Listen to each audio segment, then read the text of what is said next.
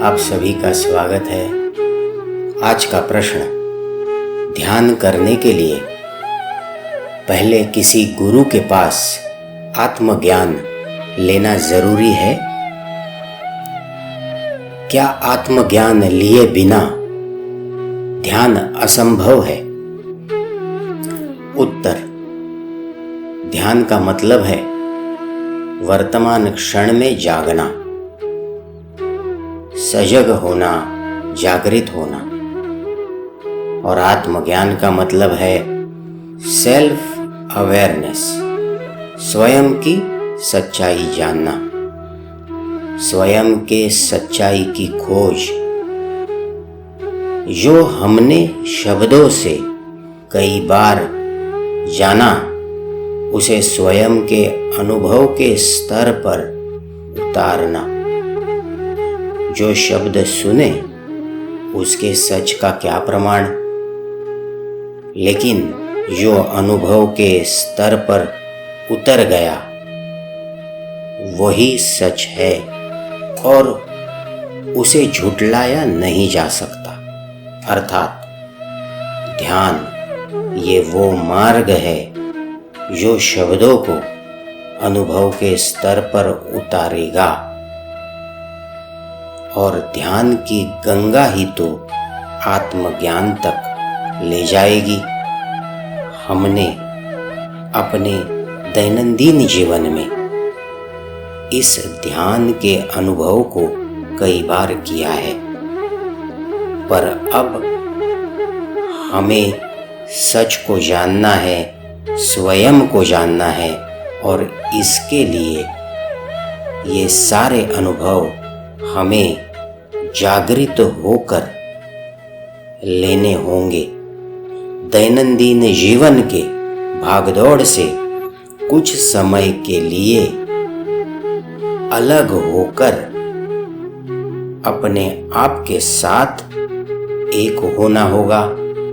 ध्यान के अनुभव कितने सरल और सहज है, जिसमें हम अपनी श्वास को देखते हैं, दिल के धड़कनों को महसूस करते हैं, स्पर्श को जानते हैं, शरीर में उठने वाले अनंत संवेदनाओं को कुछ समय के लिए बड़ी शांति से बैठकर समझने की कोशिश करते हैं।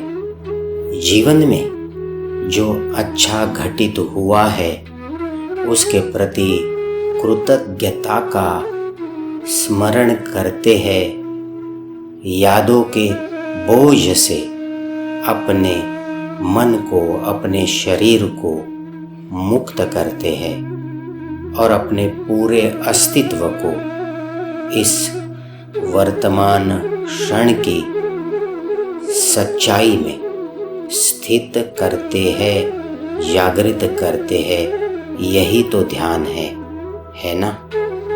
ऐसा नियमित रूप से करने से, बार बार करने से हम आत्मज्ञान की ओर, अर्थात अपने स्वयं की सच्चाई की ओर बढ़ते जाएंगे। महाभारत की एक कथा है। जब पांडु पुत्र भीम जंगल से गुजर रहा था, उसे अपनी शक्ति का अहंकार हो गया था। तब भगवान हनुमान ने एक बूढ़े जर्जर वानर का रूप लिया और अपनी पूंछ उसके रास्ते में बिछा दी। अपनी शक्ति के गर्व से भरा भीम जब वहां से गुजर रहा था, तब उसने बूढ़े वानर से कहा, हे वानर, अपनी पूंछ रास्ते से हटा दो, मैं इसे लांद कर नहीं जाना चाहता। बूढ़े वानर के रूप में बैठे प्रभु हनुमान बोले, मेरे पास इतनी भी शक्ति नहीं है कि मैं अपनी पूंछ हिला सकूं। आप स्वयं ही उसे उठाकर रास्ते से दूर कर दे। भीम ने तुच्छ भाव से वानर को देखा और अपनी एक उंगली से उसकी पूंछ को रास्ते से बाहर फेंकने की चेष्टा की और एक क्षण में ही ये जाना कि पूंछ बड़ी भारी है। फिर उसने पूरी ताकत लगाकर पूंछ को रास्ते से हटाने की कड़ी कोशिश की, पूरा बल लगा दिया, पर वो कर न पाया और फिर अहंकार की बंधी पट्टी उसके आंखों से खुल गई। भीम का मूल स्वभाव विनम्र और आज्ञाकारी था। वो फिर से उभर कर बाहर आ गया। मन की आंखों में जर्जर वानर के पीछे छिपे प्रभु हनुमान दिखाई देने लगे। भीम ने पूरी श्रद्धा पूर्वक जर्जर वानर को नमन किया और कहा, अपने असली रूप में प्रकट हो जाओ। ज्ञान का बोझ हो गया है, अंधकार दूर हो गया है। कथा का तात्पर्य, मूल स्वभाव मार्गदर्शन करता है, चित्त की चेतना दिशा दिखाती है, सही प्यास गुरु तक ले जाती है। विनम्रता और आज्ञाकारी भीम के स्वभाव पर जब अहंकार का प्रहार हुआ, तब गुरु स्वयं रूप लेकर सामने प्रस्तुत हो गए। हमारे माता पिता, हमारे शिक्षक, अपने प्रियजन, अपने मित्र, ये गुरु के ही तो रूप है। साधारण सा अनुभव, साधारण सा मनुष्य गुरु का रूप लेकर प्रकट हो जाता है, यदि हमारे भीतर सीखने की प्यास हो। गुरु को स्वयं आना होगा, गुरु को प्रकट होना होगा, अगर मन के भीतर ज्ञान की प्यास है।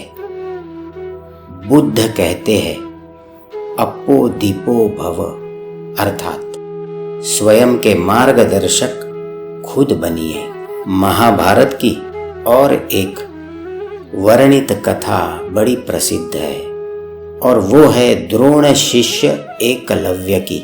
जो कथा इस पर प्रकाश डालती है कि विद्या सीखने के लिए यदि प्यास हो, यदि सही इच्छा हो, तो गुरु सुनिश्चित ही आएगा, किसी भी रूप में आएगा। इस वर्णित कथा के अनुसार एकलव्य धनुर्विद्या सीखने के उद्देश्य से द्रोणाचार्य के आश्रम में आए। राजा महाराजाओं को विद्या सिखाने वाले श्रेष्ठ गुरु द्रोण वनवासी को अपना शिष्य बनाना स्वीकार नहीं कर पाए और निराश होकर एकलव्य वन में चले गए। विद्या सीखने के उद्देश्य से अटल एकलव्य ने द्रोणाचार्य की मूर्ति बनाई और उस मूर्ति को ही गुरु मानकर धनुर्विद्या का अभ्यास करने लगे। एकाग्रचित्त साधना से थोड़े ही समय में वो अत्यंत निपुण हो गया। एक दिन पांडव तथा कौरव गुरु द्रोण के साथ उसी वन में गए थे जहां पर एकलव्य आश्रम बनाकर धनुर्विद्या का अभ्यास कर रहा था। राजकुमारों का कुत्ता भटक कर एकलव्य के आश्रम में जा पहुंचा। एकलव्य को देखकर वो भौंकने लगा। कुत्ते को भौंकने से एकलव्य की साधना में बाधा पड़ रही थी। अंत में उसने अपने बाणों से कुत्ते का मुंह इस कदर बंद कर दिया, इस कौशल्य से बाण चलाए कि कुत्ते को किसी भी प्रकार की चोट नहीं लगी। कुत्ता लौटने पर कौरव, पांडव तथा स्वयं द्रोणाचार्य ने धनुर्विद्या का कौशल्य देखकर दंग हो गए और बाण चलाने वाले की खोज में एकलव्य के पास पहुंच गए। तब उन्होंने ये जाना कि द्रोणाचार्य की मूर्ति को ही मन से गुरु मानकर एकलव्य ने स्वयं ही अभ्यास किया और ऐसी विद्या प्राप्त की। स्वयं गुरु द्रोण को आश्रम में देखकर एकलव्य बड़ी विनम्रता से उन्हें नमन करता है। एकलव्य की परीक्षा लेने के हेतु से गुरु दक्षिणा स्वरूप एकलव्य से अंगूठे की मांग करते हैं और एकलव्य बिना किसी हिचकिचाहट के अपना अंगूठा काटकर द्रोणाचार्य को दे देता है। द्रोणाचार्य आशीर्वाद स्वरूप एकलव्य से कहते हैं, गुरु भक्ति के लिए आने वाले युगों युगों तक तुम जाने जाओगे। मैंने अर्जुन को ये आशीर्वाद दिया है कि इस जन्म में सबसे अच्छा धनुर्धारी वही बनेगा, लेकिन तुम बिना अंगूठे की इस विद्या को सीखते रहना और आने वाले युगों में लोग तुम्हारी विद्या को अपनाएंगे।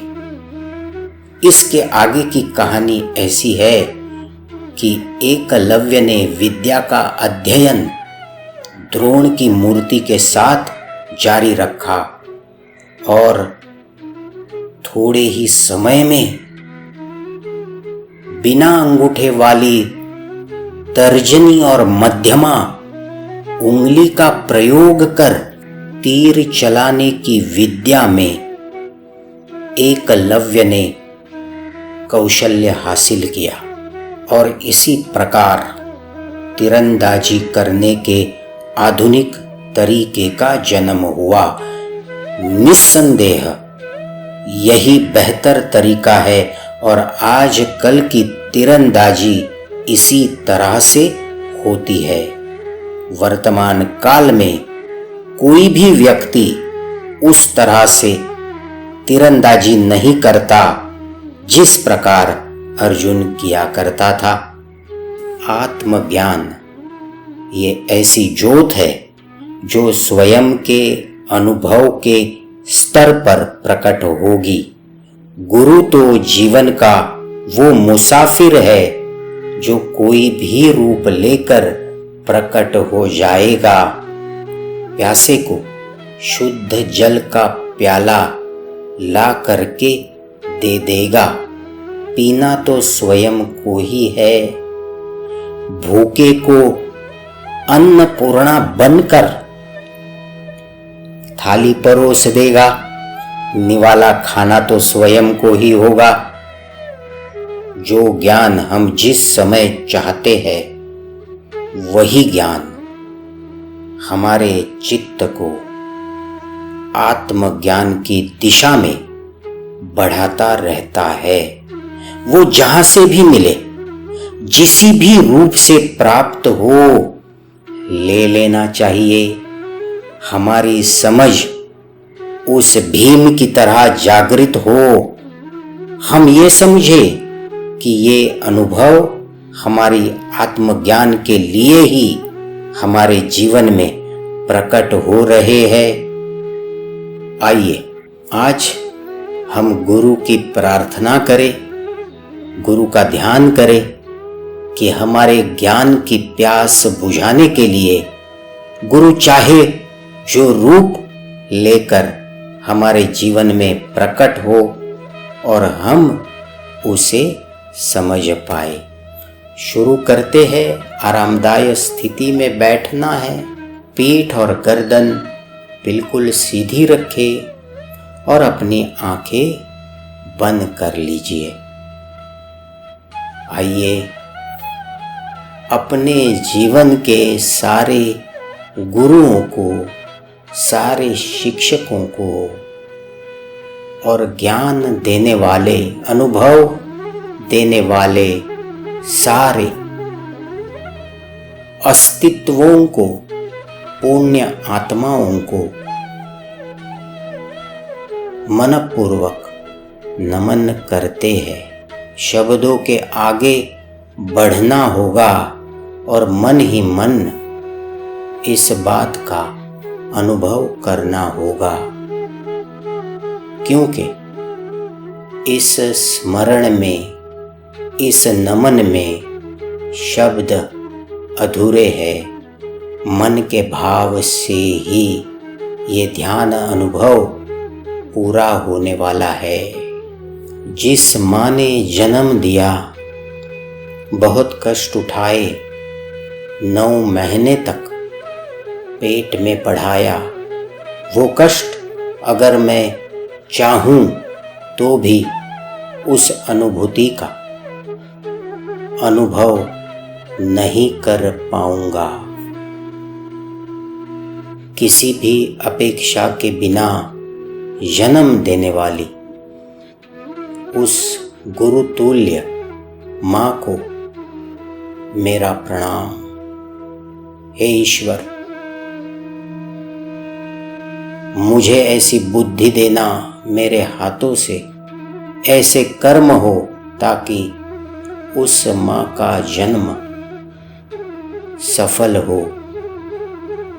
मेरा दूसरा नमन उस पिता को जिसने पाला पोसा और बड़ा किया, जिसने सिखाया, जाने अनजाने में कष्ट उठाए, मेरा अच्छा हो ये सोचकर कर्म किए, ज्ञान दिया। मनपूर्वक उस पिता को नमन, प्रणाम। मेरे जीवन के, अतीत के, वर्तमान के तथा भविष्य में आने वाले सारे शिक्षक, सारे गुरु, सारे टीचर्स, उन सभी विभूतियों को मेरा साफ मन से, शुद्ध मन से, अच्छे दिल से, अच्छी भावना से प्रणाम। ईश्वर ने उन्हें मेरे जीवन में भेजा कुछ ज्ञान देने का उद्देश्य, और उद्देश्य पूरा कर वो लुप्त हो गए, वो खो गए इस विशाल जीवन सागर में।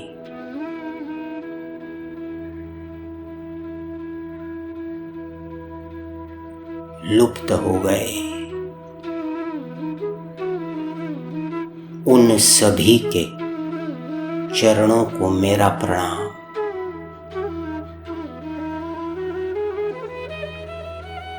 मेरे सारे निकट मित्र जो कुछ समय मेरे साथ चले और कुछ अभी भी चल रहे हैं, मेरे साथ चलते चलते मुझे सिखाया, उन सभी मित्रों को मेरा प्रणाम, मनपूर्वक प्रणाम, कोटि कोटि प्रणाम। मेरे करीबी तथा दूर के रिश्तेदार जिनके साथ इस जीवन के सुख दुख के अनुभव मैंने बांटे, उन सभी करीबी लोगों को मेरा प्रणाम। और ऐसे लोग जिन्हें मैं जानता तक नहीं, ऐसे लोग जो कभी कभार मिले, ऐसे लोग जो अनजान थे और ऐसे सभी लोगों ने कुछ ना कुछ जीवन में सिखाया है, अनुभव दिए हैं। रास्ते में मिल गए मुसाफिर की तरह कुछ कदम साथ चले, ऐसे सभी लोग, उनको मेरा प्रणाम। मेरे जीवन के हर अनुभव में आई हुई, प्रकट हुई हर व्यक्ति जिसने कुछ ना कुछ सिखाया है, दिया है, आगे बढ़ने का रास्ता दिया है, उस हर अनुभव को, उस हर व्यक्ति को मेरा नमन। ऐसे बहुत से शिक्षक है, गुरु है, जिन्हें मैं भूल गया। उन्होंने सिखाया, अनुभव दिए, ऐसे सभी लोगों को मेरा प्रणाम। अन्य प्राणी मात्र जिनको देखकर भी सीख मिली, ये सृष्टि निसर्ग जिससे सीखने को मिला, उसे मेरा प्रणाम। निर्माता ने, इस सृष्टि के निर्माता ने, जिसने मनुष्य जीवन का अनमोल अनुभव रतन दिया, उस विधाता को मेरा प्रणाम। अपने आप को, अपने मन को, अपने शरीर को, अपने अंदर जागृत सद्भावना को, अपने अंदर स्थित उस उद्देश्य को जिसके लिए मेरा निर्माण हुआ, उसे मेरा प्रणाम, शतः शतः प्रणाम। गुरुर्ब्रह्मा गुरुर्विष्णु गुरुर्देवो महेश्वरः गुरु साक्षात् परब्रह्म तस्मै श्री गुरवे नमः। तस्मै श्री गुरवे नमः। ओम शांति शांति शांति।